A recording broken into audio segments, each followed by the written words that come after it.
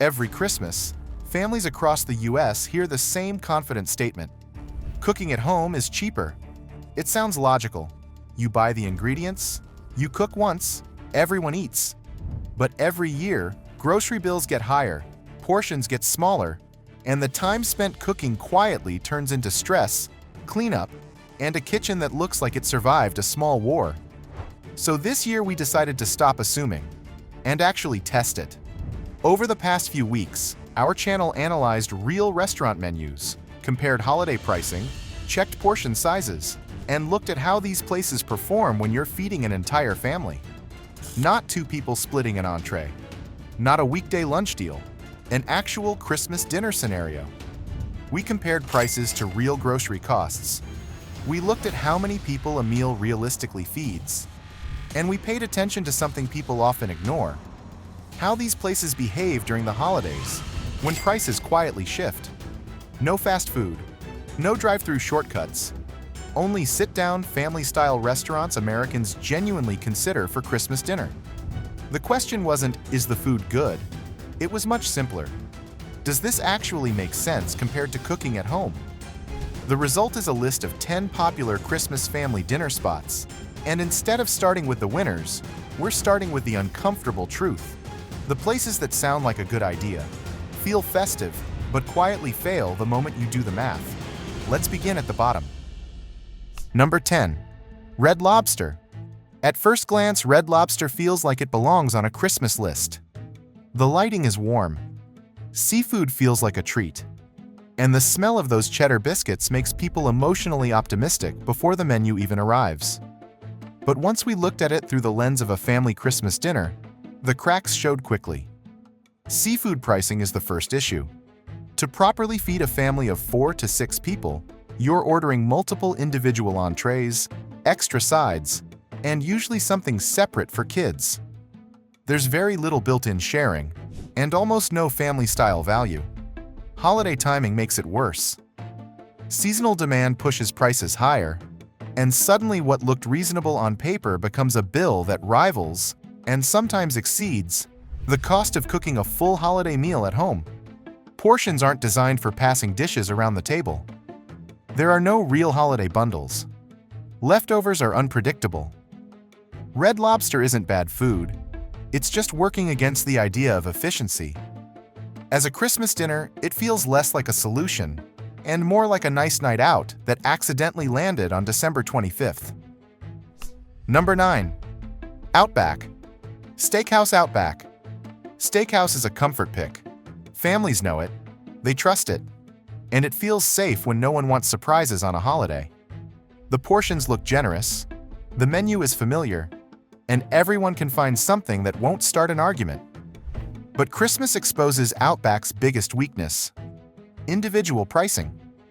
Once steaks enter the picture, the idea of cheaper than cooking quietly disappears.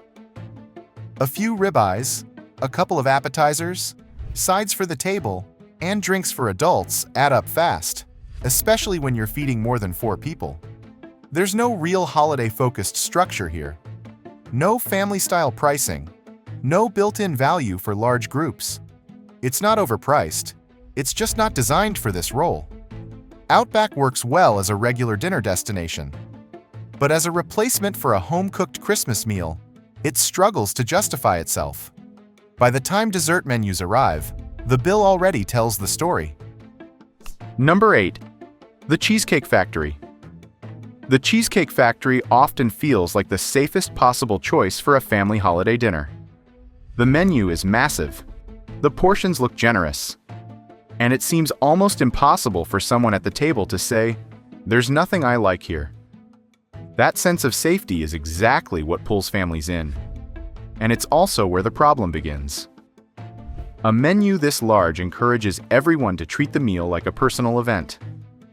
One person orders pasta, another orders steak, someone adds a specialty drink.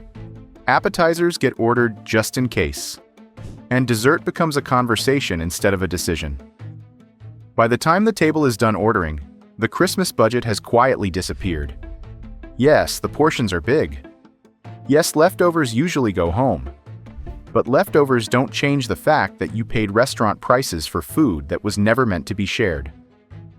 Cheesecake Factory is designed around individual satisfaction, not group efficiency. There are no real family-style structures here. No pricing advantage for larger groups. No sense that the restaurant is helping you control costs. As a celebration dinner, it works. As a casual splurge, it works. But as a replacement for a home-cooked Christmas meal, one that's supposed to save time, money, and stress, it consistently falls short. This is the kind of place that feels reasonable while you're sitting there, and questionable once you open the receipt. And with that, we reach the end of the weakest options. Up to this point, every restaurant on the list has shared the same flaw. They are built around individual entrees, not shared family meals. They look festive, but they don't scale well when you're feeding a group. And most importantly, they don't respect the idea of holiday value. From here on, the logic changes. The next restaurants approach food differently. They focus on dishes that are naturally shareable, menus that don't punish you for ordering for more people, and pricing that stays predictable even when the table gets larger. This is where cheaper than cooking stops sounding optimistic and starts sounding realistic. Number 7. Cracker Barrel. Cracker Barrel feels like it was built for Christmas, even when it's not officially advertising it. The atmosphere is warm and familiar. The menu is full of traditional comfort food, and nothing about it feels rushed or overly commercial. More importantly, the food itself fits the holiday mindset. Turkey, ham, classic sides, vegetables, and hearty portions are already part of the regular lineup. These are dishes people expect at Christmas, which means there's less compromise compared to cooking at home. The real advantage, though, is how the meals work for families. Plates are filling without being overpriced. Sides are generous and easy to share. And you don't feel forced to order something extra just to make the meal complete. Cracker Barrel doesn't push upgrades. It doesn't rely on premium add-ons. It simply feeds people well. For many families, this is the first place on the list where skipping the kitchen doesn't feel like a downgrade. It feels like a reasonable trade. You give up cooking, and in return, you get a meal that still feels familiar and complete. It may not be exciting, but Christmas dinner doesn't need to be exciting. It needs to work. Number 6. Olive Garden. Olive Garden earns its place on this list for one simple reason. It understands scale. Few restaurants handle large groups as smoothly.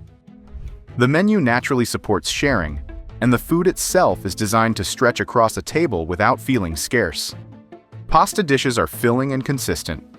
Unlimited breadsticks reduce the pressure to overorder. And side dishes actually feel like part of the meal, not an extra charge. This is one of the rare places where you don't need everyone to order a full entree to make the dinner work.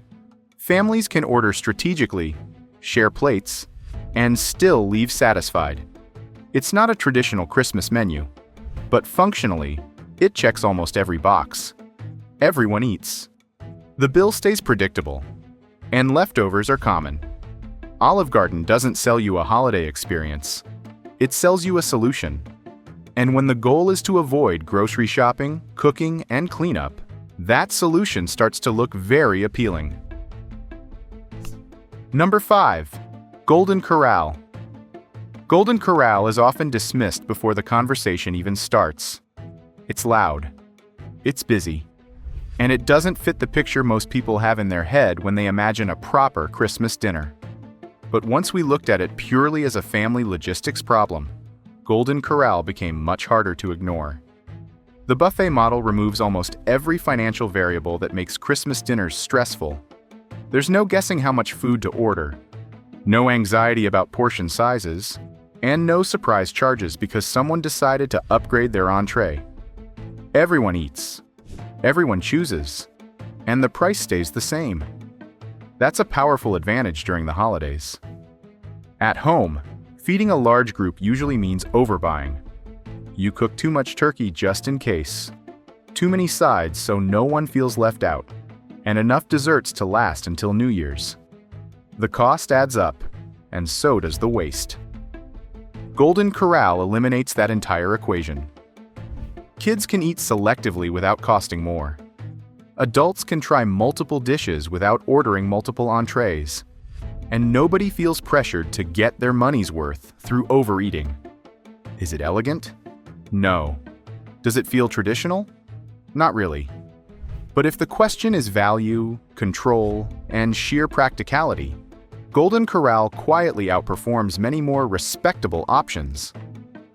For large families especially, this is one of the rare places where eating out can truly rival, and sometimes beat, cooking at home. Number 4. Texas Roadhouse. Texas Roadhouse doesn't try to sell you Christmas. There are no soft lights, no seasonal menu speeches, no illusion that you're having a carefully curated holiday experience. And strangely enough, that honesty works in its favor. Texas Roadhouse is built around abundance. Bread arrives immediately, which matters more than it sounds when you're feeding a group. It slows ordering, reduces impulse add-ons, and keeps the table relaxed. Sides are filling, portions are large, and the menu allows for flexible ordering without locking everyone into expensive choices. This flexibility is key. Families can share sides, kids don't require premium meals, and adults can order strategically without feeling like they're cutting corners. Yes, it's still a steakhouse, but it's a steakhouse that prioritizes volume over exclusivity. Compared to home cooking, Texas Roadhouse offers something many people underestimate during the holidays: predictable outcomes. You know roughly what the bill will be. You know how much food will arrive. And you know no one will leave hungry. It may not feel festive, but it feels controlled.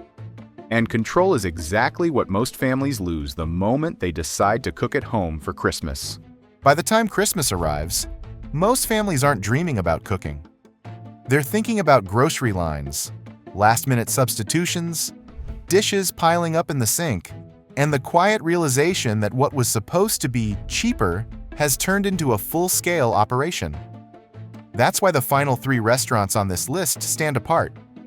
They don't just offer good food, they remove friction. They understand that a Christmas dinner isn't about plating or presentation. It's about feeding everyone comfortably at the same time, without stress, and without watching the budget quietly fall apart. These are the places where choosing not to cook stops feeling risky and starts feeling responsible. Number 3. Carrabba's Italian Grill. Carrabba's earns its place in the top 3 because it solves one of the hardest Christmas problems: how to share food without turning the table into chaos. The menu naturally encourages family-style thinking. Pasta dishes are filling and flexible. Proteins are easy to split. Sides feel intentional rather than forced add-ons. This matters more than it sounds. When families cook at home, they usually overproduce. Too much of everything, just to be safe. Carrabba's allows the opposite approach. Order less, share more, and still end up with a full table. The atmosphere also works quietly in its favor. It's warm without being noisy, comfortable without feeling casual, and calm enough that dinner doesn't feel rushed. There's no pressure to upgrade every order. No sense that you need appetizers just to make the meal feel complete. Carrabba's doesn't market itself as a holiday destination, but functionally it fits Christmas extremely well. It gives families structure, predictability, and enough flexibility to keep costs under control. For many households, this is the first place where eating out truly starts to feel like a smart alternative to cooking. Number 2. Maggiano's Little Italy. Maggiano's works at Christmas because it's built around the exact way families already eat during the holidays. Large dishes in the center of the table, passing plates, sharing without counting portions. This isn't a feature here, it's the foundation. Instead of ordering one entree per person, families can order strategically and still cover the entire table. Fewer decisions, fewer mistakes, and far less waste. That structure completely changes the cost equation. One pasta dish feeds multiple people. One protein can be split. Sides actually feel like part of the meal. There's also an emotional upgrade that matters during Christmas. Maggiano's feels like a gathering place, not just a restaurant.